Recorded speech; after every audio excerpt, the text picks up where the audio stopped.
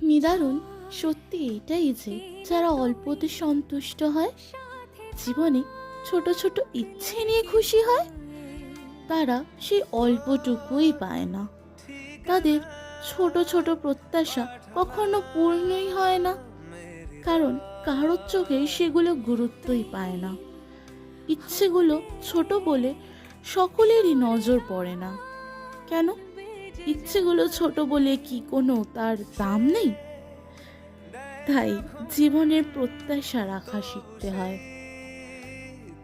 বড় বড় স্বপ্ন দেখতে হয়।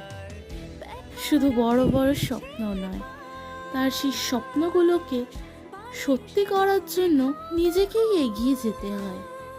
কারণ তুমি, শুধু তুমিই আছো তোমার জীবনে। তুমি ছাড়া আর কেউ নেই, কেউ না, কিচ্ছু নেই।